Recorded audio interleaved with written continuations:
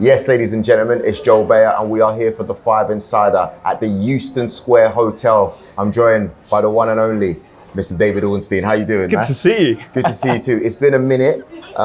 Look, it's all about transfers. Everyone comes to you for the quick clicks. What's going on? Who's going where? But I just want to ask, how are you doing?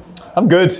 Yeah. I'm just a small fish in this massive sea of the industry. And look, it's a crazy time in any transfer window. And I've done pretty much everyone in January or summer, dating back to when I started professionally in maybe 2006. The transfer window started in 2002, so it was still in its early days.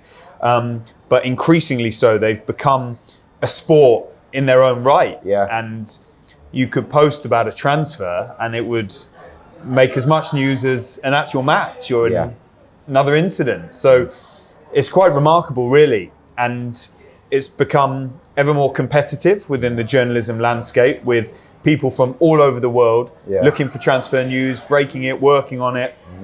And so you need to keep your eye on the ball. There's this 24-hour news cycle. I was going to say, do you sleep at this time during the year? Like, seriously? You don't get much sleep, but you don't get much sleep at the best of times, even during the season, because there's stuff going on and there's different time zones. So there's people in the States you might want to speak to, etc. And often when these people are ready to speak, you need to be available to speak to them. Of course. Might mean staying up late or waking up early. With the transfers, blink and you miss it, you know? If you go and work on other stuff or live your social and family life, you've got to accept that stuff may happen that you might not be able to get involved with. But by and large, you know, you're able to react quickly, use your phone most of the time to publish and even do radio, TV, podcast, shows like this at short notice. The biggest change is that there's so much more going on this summer.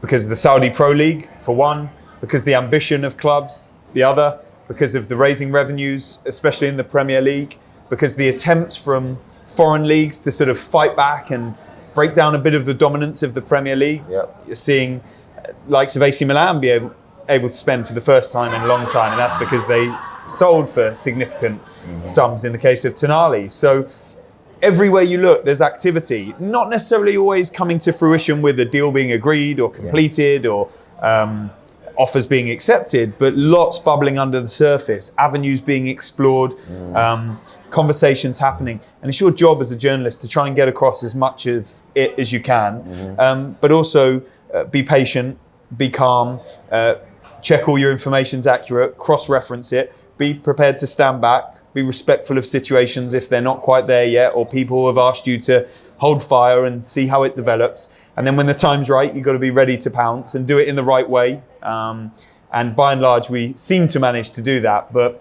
it's not easy, though it is a privilege to be in this position. So however hard you work, there's nothing to complain about. I can confirm that Mr. Ornstein works very, very hard, but we're very appreciative of the time that you give us here on Five. This is your show. Just because I'm announcing it, right, it doesn't mean anything. It is your show. But I want to keep it moving to the transfers at hand today, because I've got questions I've been dying to ask you. First of all, Andre Onana. Now, I've heard a lot of talk. I've seen Rio speak about him on the channel, Flex, all these other guys come and give us their part. But what is the actual final valuation that Man United are trying to get this deal completed for?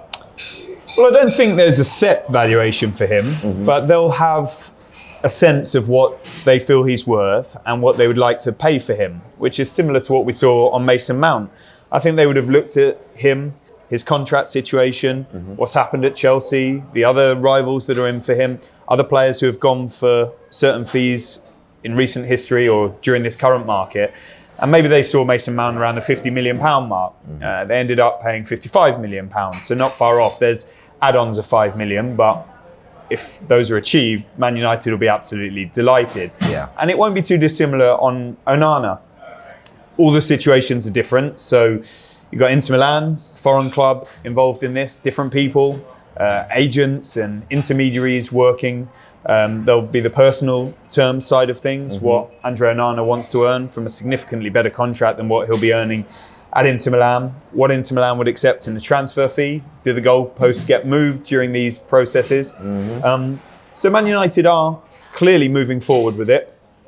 Seems to be edging closer at this point in time. And let's see if next days or next week, we get some clarity one way or the other. United will have multiple options for the goalkeeping position. Included in that, you'd say Dean Henderson, who's a fantastic keeper in his own right, suffering from injuries. Nottingham Forest want to sign him on a permanent basis if possible, but it will depend what happens at United. So I think there's a very good chance this deal gets done, and I think it would be a really good signing. You can't ever put a time on these things. Yeah, I know you're very specific. I'm not trying to put you on the spot, but... And I've done that in the past. And you say, this is expected to happen now, which we'll come on to speak about with some other transfers in a bit. And then it doesn't, and then you're chasing your tail, and people are getting anxious and concerned, especially members of the public. Why isn't this happening? So I just think the conversations with Inter and with Onana's camp will continue. We're getting towards the end of the week now, so perhaps let's see what happens into next week in terms of something definitive. And United will want to get this sorted one way or the other because David De Gea's gone. And they need their number one. Onana ticks the boxes in terms of the way he plays. His style is spot on for Erik ten Hag. They've worked together before. I suspect they're in pretty good contact. And so, whether or not it was United's initial plan, where he fitted on their recruitment list, it is the one they're going forward with. And they'll see if they can get it done. I don't think they want to be held to ransom and pay ludicrous amounts more than they plan to, which, you could say they've done in the past with the deal for Anthony, for example. And so they'll want to be cautious. But it stands a very good chance, clearly. Now, you've got Rasmus Højlund. He's someone that's been on the lips of Man United fans. It's not Harry Kane, which they initially wanted, but obviously the valuation is way too high by Daniel Levy. What are the chances of United going for him, actually going for him, not just looking at him, going for him? And also, is there anyone else that should be coming into Manchester United that the fans should expect? Firstly, great pronunciation on Højlund's name. I've been saying Hojlund. I don't know which is right. But he's a good player. And he's not quite Haaland yet. Still got some good stats, if you don't mind me interrupting. For sure. 42 appearances, 16 goals, 7 assists last season. For Denmark, 6 appearances, 6 goals. Now, like you said, he's not Haaland, but he does know how to find the goal. And some people think he can become the next Haaland. So let's see how he develops.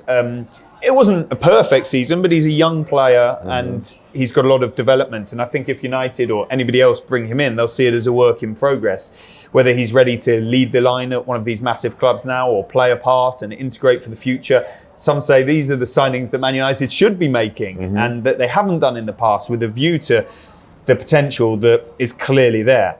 Atalanta are a tough club to deal with. They've got a really high valuation of him from what we hear.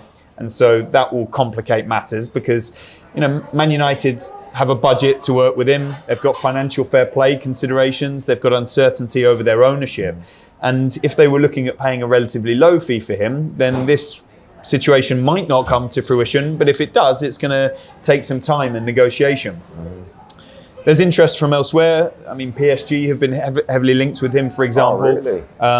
Chelsea in various dispatches. But I think, he's been quite clear that he's a Man United fan, so they stand a good chance on that. I think United have had some sort of dialogue with Atalanta. Lee Congerton is the sporting director there. He used to work at Leicester City, I think Celtic, Sunderland. And so, they'll be having conversations. Could some players go to Atalanta, I don't think they would be keen on that in terms of a swap Atalanta. I think they want the money if he's going to leave. But maybe some players might be offered on loan or something in separate deals. You've got the likes of, I'm not saying you're saying this, by the way, but you do have the likes of Martial available as a forward option. And of course in midfield, McTominay, who's also been linked out. I'm not saying they need him, but... I think they'd more be looking at fringe players to help facilitate any deal. It might be others that they look to do this summer. So Hojlund is clearly one that United are exploring. In terms of other strikers, you mentioned Harry Kane. That was the target of Erik ten Hag. Whether it was the same feeling among all at United, I'm not so sure, because there's the Daniel Levy negotiation issue. There's the likely price if he was going to leave Man United, Tottenham. There's the notion that Tottenham just won't sell to a Premier League rival. There's his age profile. I think he's still got years and many, many goals in him. 3. But that one isn't clearly progressing. And then you've got, Kolo Muani, strong links to the likes of PSG, maybe even Bayern. You've got Osimhen at Napoli. Let's see if anything develops with him. But the price we know is going to be really astronomical if he is to leave. So maybe that is the most feasible one for United to work on. But I do think it will take some patience for people to see how this develops. And then I'm not aware in other positions. I think United will need to maybe get some outs. Seen Anthony Elanga heavily linked, and that could raise some money. And various other players who, we don't know what's going to happen with Harry Maguire, with McTominay. But right now, as we talk, I'm not aware of anything being close on those players. And they are valued members of the squad. Let's not forget that. And so, if they're going to leave, they're not necessarily going to just go to any club. They'll have high expectations. Their salaries might not be able to be met by many other clubs. And that may guide what United can do in other positions, because we saw centre-backs being linked with them.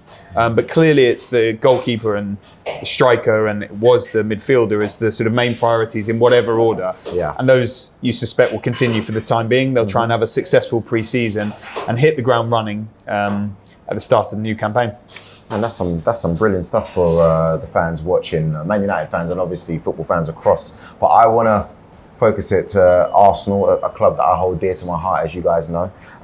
What is taking so long with the announcement of Declan Rice and Timber? Because every day I'm checking my David Ornstein, notifications. I'm on these articles on The Athletic. I need some news, man. What's going on? I see him training in Portugal, Declan Rice this is, with Bruno Fernandes, Cancelo, and Rafael Leao. The training sessions being done by my mate actually was. Shout out to you, you're doing a great session. Fantastic stuff. What's going on?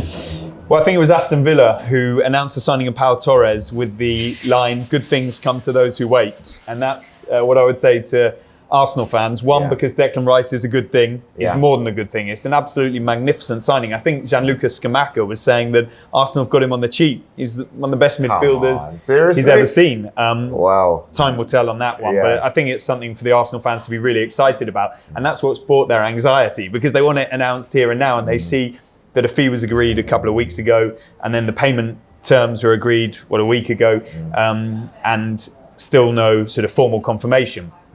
As far as I know, that everything is on track.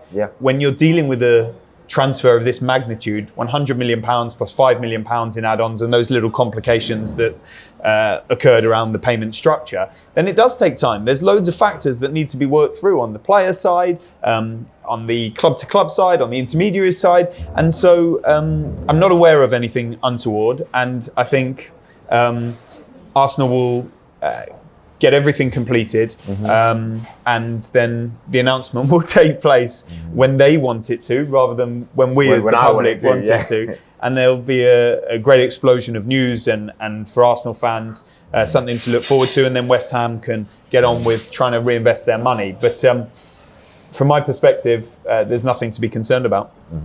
I want to look around at your column. You were where I saw that the William Saliba contract was basically renewed. So really appreciate that article. If you guys get the chance, please make sure you check out what he does. It's all in the description. Do you think now with this new signing, contract signing of William Saliba, does that change the structure of how Arsenal are dealing with their contracts? Well, I think there's been a bit of a genesis with Arsenal and contracts, because they had Huss Fahmy in there previously, who was in charge of that area, and then he left the club, and Richard Garlick came in from the Premier League. He works closely alongside Edu, was technical director and now sporting director. And look, they've made a massive play on trying to renew their best talent. And retentions have become as important to Arsenal and their project as new signings. And so you've got the likes of Bukayo Saka, Gabriel Martinelli, Aaron Ramsdale, and now William Saliba tied down. You can argue who's the best in all of those. It depends who your favourite players are.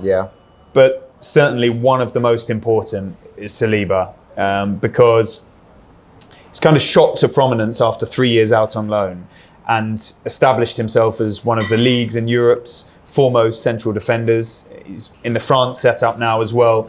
And he was exactly what Arsenal needed as a player, as a personality.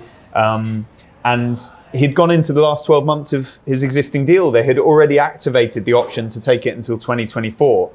There was serious interest in him from clubs in the Premier League and overseas. And given what had gone before, I think, there may have been some concern that they might not be able to get it done. Yeah. But credit to Arsenal, they did. It's a 4-year contract and there's no option to extend, which means that they may need to renegotiate again in a couple of years. But I think Arsenal will just be delighted to have him. He looks very happy.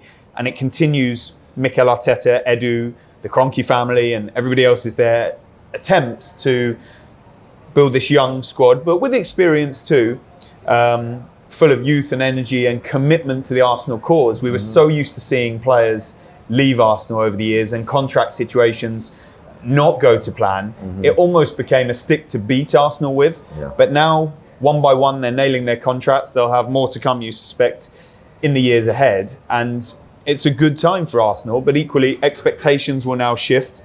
And they'll want to try and challenge, especially when you're spending the amount of money they are on Rice, Havertz, Timber, which is good business done early as they head into the real pre-season preparations. But the wage bill will also rise with these renewals and new signings. So will their revenues through Champions League football, for example. But, Arsenal fans, it must be thrilled by what's going on and bet they can't wait for the season to get going. Can't wait. Another one from your column. Ex-Chelsea technical director Michael Emenalo becomes SPL Director of Football. Published this yesterday on the 12th of July. I read that and I thought, game over. The guy's done exceptionally well. Brought in the likes of Eden Hazard when he was at Chelsea. I mean, he's one of the best in the biz. This is a game changer for Saudi, isn't it? I think so, because since the Saudi Pro League really gathered momentum with all these big name signings, even big name managers in the case of somebody like Steven Gerrard and others they've tried to get. I think Marco Silva was one of them. We haven't really heard about the structure behind the scenes of how it's coming together, the league, its development, its ambition, vision, somebody to sort of coordinate the clubs. The Premier League has a director of football. It was Richard Garlick previously, and now I think it's Tony Scholes, who was the former chief executive of Stoke. Michael Emenalo did a great job at Chelsea over a number of years. I think it was 2011 till 2017. And when you look at some of those biggest names, De Bruyne, who didn't work out there, but has come to be one of the best players in the world, Mo Salah, Romelu Lukaku when he arrived from Anderlecht, N'Golo Kante, now out in Saudi himself. And also when you speak to people around Chelsea from that era, the sort of processes and practices that were put in place, the standards that were fed down by Roman Abramovich, but implemented by Michael Emenalo and his team, this winning culture, these multiple trophies. And I'm sure it wasn't all plain sailing, but across the men's, the women's side, the academy too, that was really Michael Emenalo's brainchild. And he went on to AS Monaco. It didn't go so well over a couple of years. And then he's been operating in sort of consultancy capacities within the football industry. There were strong reports linking him with Newcastle before Dan Ashworth went in there. He is held in very high regard. And now the Saudi Pro League has gone for him.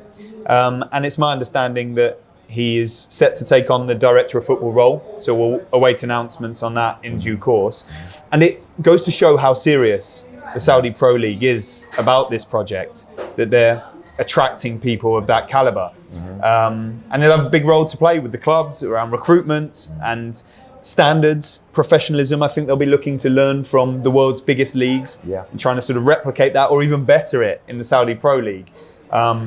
So anybody who thought this was just a flash in the pan, the intentions are different, and let's see how it plays out. Let's see. Now for this final section of the Five Insider, I'm just going to ask you a few quick questions. Stops me waffling, right? Nah. We like to hear everything, but we just have to respect your time. Tottenham, Kane to Bayern. Now, do you see Kane leaving Tottenham this summer? I think it's more likely he stays because Tottenham don't want him to go. The official line is not for sale. If he was to be sold, he would have a very high asking price. And I think Spurs would prefer him to go to an overseas club rather than a Premier League rival. But it's all down to that number. And Bayern Munich haven't reached it yet. They put an offer in, officially 70 million euros plus add-ons.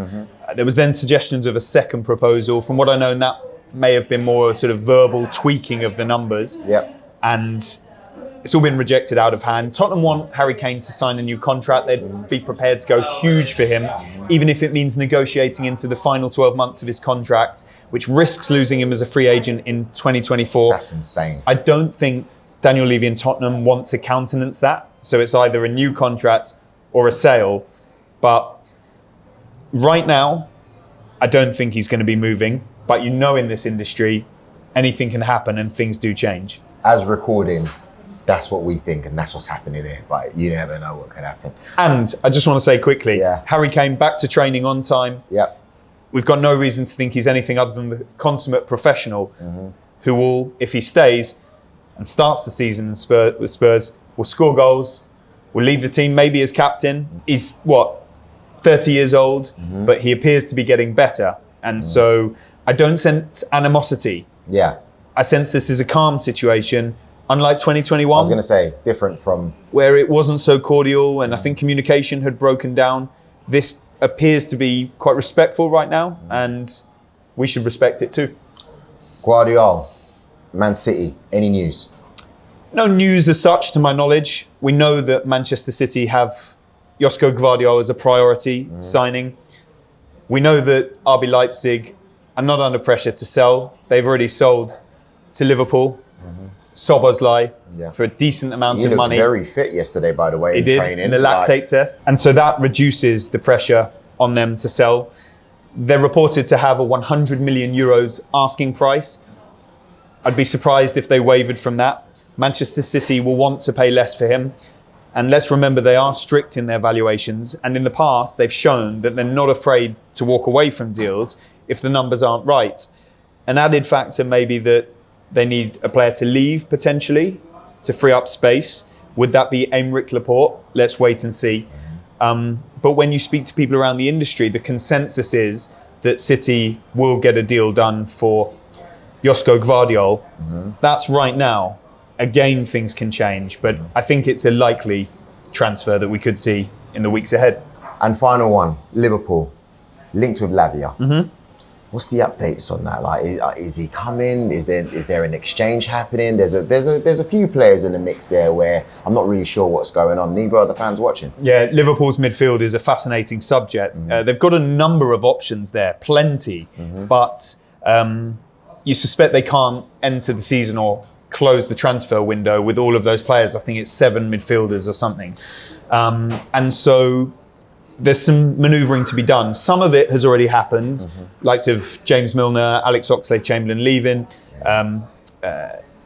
Alexis McAllister, Dominic Szoboszlai coming in.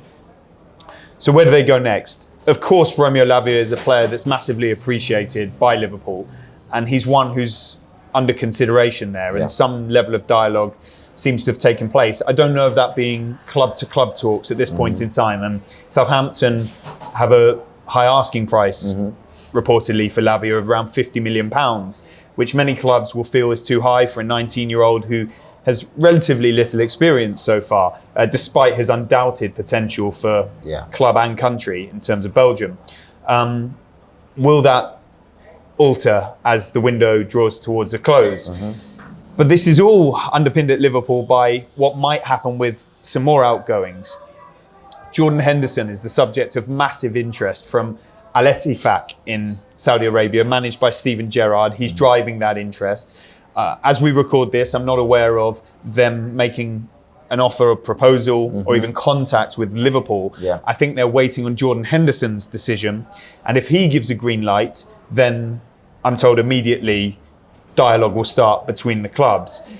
You know, this is a monumental offer that's come to Jordan Henderson, huge financially, and at the same time, you know, he's got a decision to make. Do I want to stay at Liverpool, where I've got a couple of years left on my contract? I might not be playing such a prominent role. So many factors to consider on Saudi human rights, which he's been quite a vocal advocate of, LGBTQ+. So this is a live one. And my latest understanding was that Henderson was leaning towards accepting the offer and that a final decision was pretty imminent. But let's see, because nothing's done on this front. In parallel, there's Saudi interest from Al Ittihad for Fabinho. And they're expected to make a concrete £40 million offer for the Brazil international. He's 29 years old to Henderson's 33. He's got 3 years left on his contract. And that gives Liverpool food for thought as well. Because on the Henderson one, of course, they would need to agree a fee. And I don't know if there would be a discrepancy. When you hear of 40 million for Fabinho, you really do wonder what Liverpool would do as and when that comes in.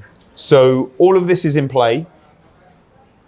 Let's see, Liverpool might want to have a replacement in position before sanctioning more departures. Lavia is among a number of options. And so this is it's an unprecedented time with the Saudi Pro League, and in particular now what's happening with Liverpool. We saw it at Chelsea just a few weeks ago. And it's a critical moment. Yeah, David, honestly, we are spoiled with you on the Five Insider. Thank you very much for joining us. Guys, if you've got any questions or transfers that you want to know about, please let us know right in the comments. We are more than happy to go through them. David's here with us. Absolute privilege. Make sure you like, share, comment and subscribe. Joel Bayer, David Ornstein, the Five Insider, signing out. Peace.